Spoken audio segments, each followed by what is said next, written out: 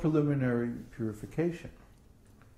But to get to the real nectar, to get to the real high part of devotional service, one has to get beyond these regulative principles and get to the stage of spontaneous love. That's what this chapter is about.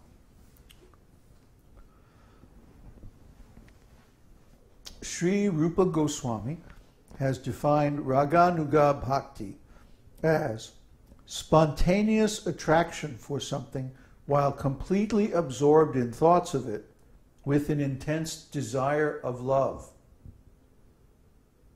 Devotional service executed with such feelings of spontaneous love is called Raganuga Bhakti.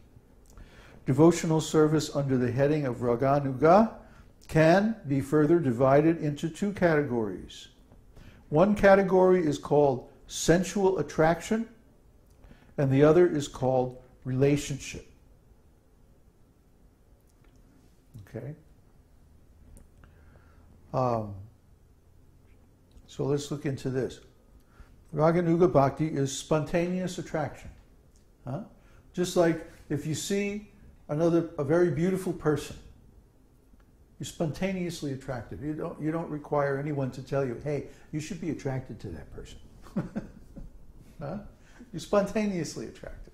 But who's the most beautiful person? Krishna. Krishna is so beautiful, and once you see Krishna, you don't want to see anything else. Krishna is the source of the beauty of all other beautiful beings. So Krishna's beauty is beyond compare. Once you see Krishna's beauty, that's it. It's all over. You're spontaneously attracted. Because Krishna is so beautiful. Krishna's beauty isn't just the beauty of his form. It's also the beauty of his character, his attitudes, his activities, his relationships, and on and on and on and on. Krishna's personal... I mean, we've all met people who had a beautiful physical body, but who you wouldn't want to spend more than about 5 seconds with because their character is just so obnoxious, nasty. People who have beautiful physical bodies tend to be very proud. And this is a very unattractive quality. But Krishna, even though he's very, very beautiful, he still has all good personal qualities. We'll get into detailed understanding of Krishna's qualities later on in Nectar of Devotion. So anyway, once you contact Krishna, actually, you will feel spontaneous attraction. So, spontaneous attraction while completely absorbed in thoughts of Krishna. You see? Completely absorbed in thoughts. It's like, wow, Krishna. Wow, Krishna is the Supreme Personality of Godhead. But he's just so beautiful. Wow. Yeah, I just want to serve him. See? With an intense desire of love. I want to get close to this Krishna. See? This desire is the actual cause of advancement in devotional service. In fact, it's the only cause. The execution of the regulative principles is just preliminary because it's on the bodily platform. Try to understand. Yes, it's in the mode of goodness. Yes, it's very nice. Yes, it's absolutely required. But it will only get you up to a certain point. And you can't get beyond that point until you develop a desire to be with Krishna. That's a spiritual desire. That has to be, it cannot be developed in this material body. It has to be developed in our real body, our real self, based on our real identity, our real nature as spirit, soul, pure consciousness, servant of Krishna. Try to understand. The real desire comes from our real identity as servants of Krishna. So when we begin to desire to serve Krishna in a certain way, whatever that is, that's the actual beginning of our devotional service. And even if we desire to serve Krishna using our material body, That's, of course, better than not serving Krishna or to serve Maya, because we have to serve something. But the real advanced stage of devotional service is completely spiritual, completely internal, completely subjective, completely based on consciousness. It's not based on this body at all. Although we can practice for that, and we can develop the preliminary attitudes for that by bodily service like deity worship, still, the actual desire is transcendental. So, Raganuga Bhakti can be further divided into two categories: sensual attraction and relationship. When we first come in contact with Krishna, we are attracted by his qualities, his beauty, his movements, and so many good qualities. So we're attracted. That's called sensual attraction. That's the preliminary stage. First there has to be attraction. And then when we actually engage with Krishna, that's called relationship. So there's the stage of attraction, which is preliminary, and then the stage of relationship, which is the actual exchange of service. In this connection, there is a statement by Narada Muni to Yudhishthira in the 7th canto, 1st chapter, verse 30 of Śrīmad-Bhāgavatam.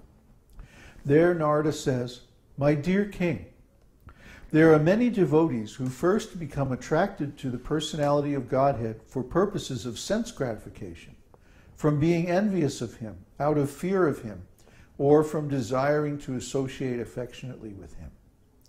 Ultimately, these attractions become freed from all material contamination, and gradually the worshipper develops spiritual love and achieves that ultimate goal of life desired by the pure devotees." Oh, that's such a nice quote.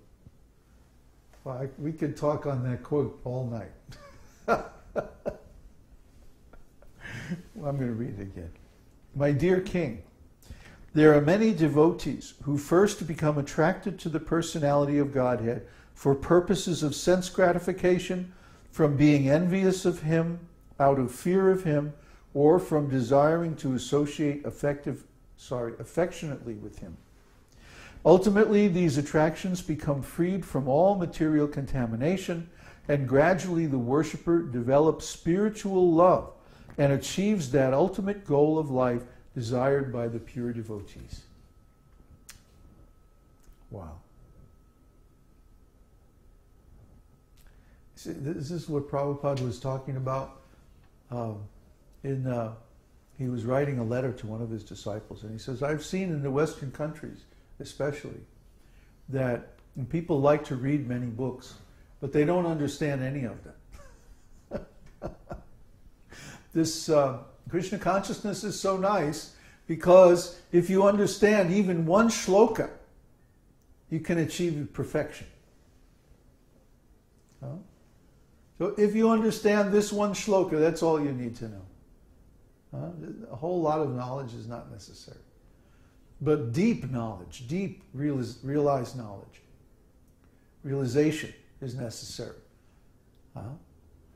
Realization, I was talking the other day to one of our new bhaktas.